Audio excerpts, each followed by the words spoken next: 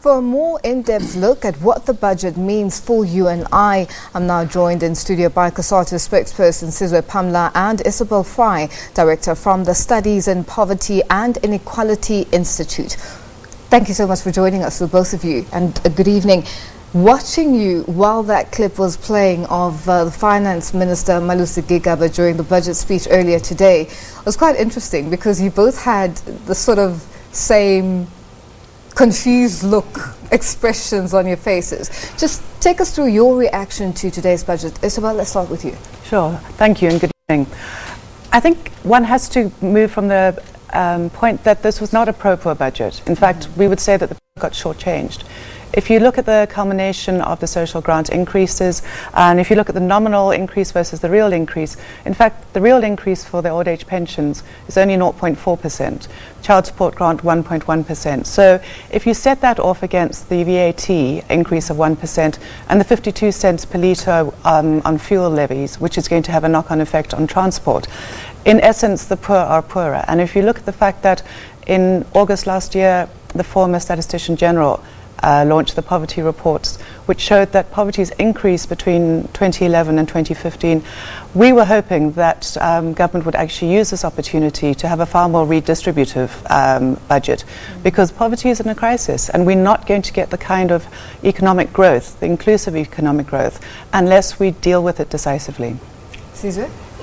No, look, as I was listening to the minister, I was actually thinking to myself, it's funny how comfortable he was in delivering this speech for someone who came in to give us radical economic transformation.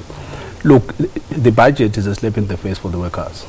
The fact that you can go and say you are going to increase VAT, firstly, you don't even have the decency to go back and say, look, let us look at the zero-rated food products that are there, so that maybe we can expand from that market and make sure that, because it tells us that no one has actually done any study to look at the consumption attitudes of the lower income families.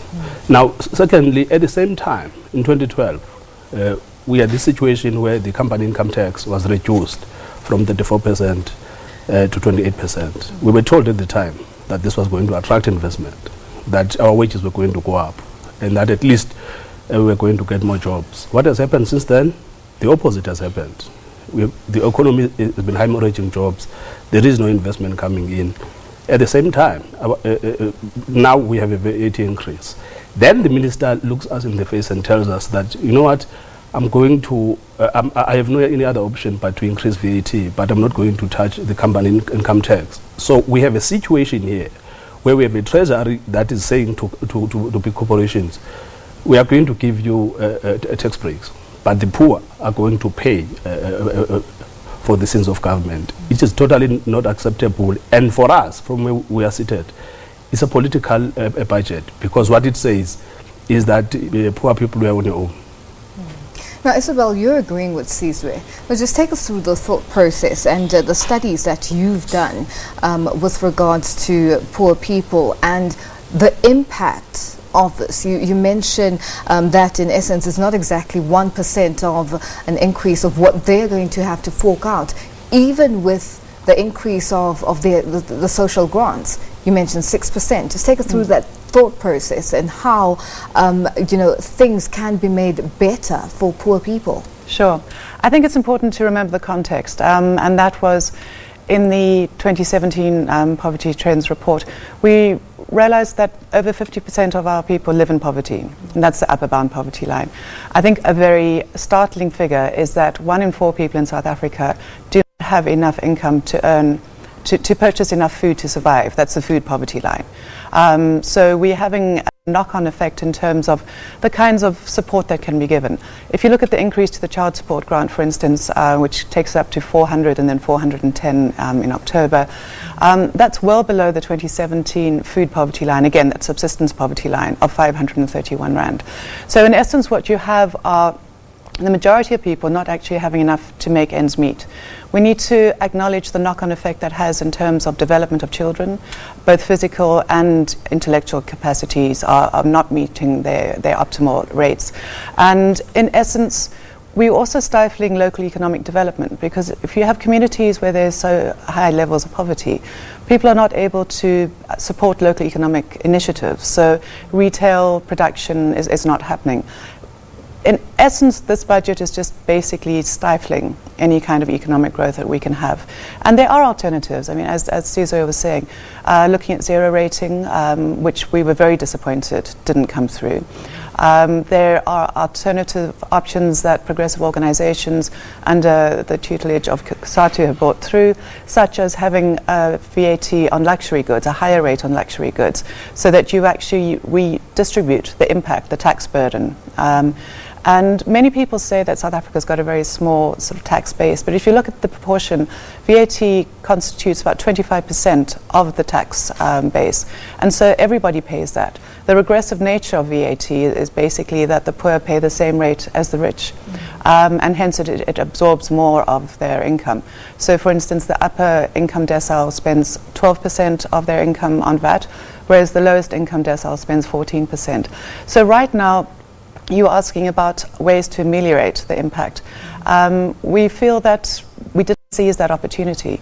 The other point to note is that even if the national minimum wage comes through on the 1st of May, should I say when it comes through, and then we were both involved in some of those negotiations, we're still looking at an unemployment rate of 36%. And we're currently looking at the fact that 2/3 of formal sector workers earn less than the minimum wage. And so you've got a massive concentration of wealth at the top without it being redistributed at the bottom.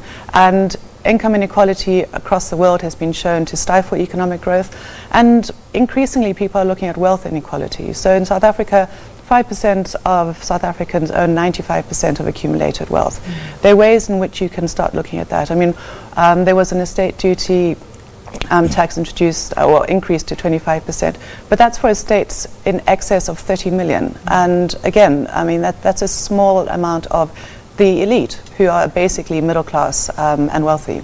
Now, Cesar, as Isabel mentions, and you both, as you mentioned, that you were a part of the negotiations with regards to the increase or basic salary that's going to be implemented from the 1st of May.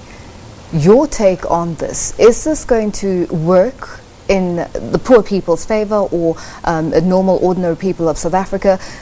Excluding the wealthy, forgetting that the wealthy have been taxed for quite some time with regards to, they're a small percentage. They pay higher income tax, and, this is, as you mentioned, is going to not really affect the wealthy, the poor people. Is it going to make a difference, that 3,000 basic salary of 3,500 a month? Well, with this budget, no, not really, because look at the fuel levy. Now, what it means in South Africa, an average worker spends about 15% on transport when you're going to work. Now, when you have an increase on the fuel levy, that is going to go up. At the same time, most of these people are actually part of that growing phenomenon called the working poor, which means it's the people who are already struggling. People who are unable to really take care of their basic necessities. What really is even more insulting for us is the fact that when you look at this budget and you try and reconcile it with the SONA, and you try and reconcile it with the policies, this budget has got nothing to do with the SONA, actually. Now, the question has to be asked as to who do we trust going forward in terms of participating in the part of this discourse, because the president has made a number of promises. We are looking forward to a job summit, but how do we engage about a job summit when we have a budget that is actually killing jobs? Because right now we are clear this budget is actually about the formal economy. It says very little about the informal economy.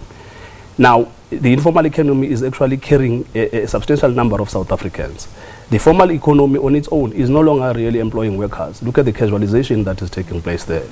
Most of those workers actually are on contract. Now, this is the challenge that we are going to have going forward, is that most of what the president has promised, including this investment summit, they are not really going to get the kind of cooperation we were hoping for from Labour. Because looking at this budget, why should we go and have these conversations when the budget, which is really at the forefront of making a difference in our livelihoods on a daily basis, is actually speaking a totally different language? For us, we still insist that going forward, we are going to have difficulties if the transformation of National Treasury is not prioritized.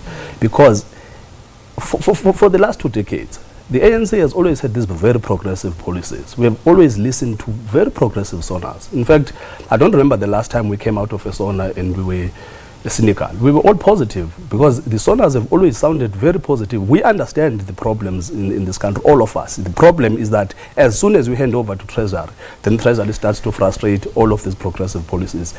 It took a lot of fight for us to actually get to the issues of national minimum wage. We were deadlocked for 2 years. And there was no any other department except Treasury that was stifling that. Look at the comprehensive social security. Look at the NHI. So we do take seriously this Treasury because we know the damage that it has done to us as workers. In fact, if we want to go back and look at what they did in 2006, when they were having these numbers, because they are rushing, they were talking about numbers there to say the economy is going to grow by 1.2, by 2.1. We know that they are looking for those numbers, but those numbers left most of us unemployed and still seated at home. In fact, it was that jobless growth that expanded the poverty and allowed the inequalities to persist. So our argument here is that we are not obsessed with economic growth, but we want the quality of growth. And that quality has to happen where most of us, as workers, as the poor, also become the beneficiaries. We do not want trickle-down economics where we are going to have to be told to say, let's wait for the surplus and then you will get your share. That has not worked for the last quarter of a century. And this time around, for us as COSATU, there is no honeymoon for this administration. For us as COSATU, we are actually going to approach the next coming 2019 elections using this budget as the focus area, because without the transformation of Treasury, everything else that we are talking about is just locaneering. Transformation of Treasury. Isabel, you seem to be agreeing with what Sizwe is saying, but we will come back to this. We're just going to take a quick short break and we'll come back. We're having a discussion with Isabel Fry, a director from the Studies in Poverty and Inequality Institute, and COSATU spokesperson Sizwe Pamla.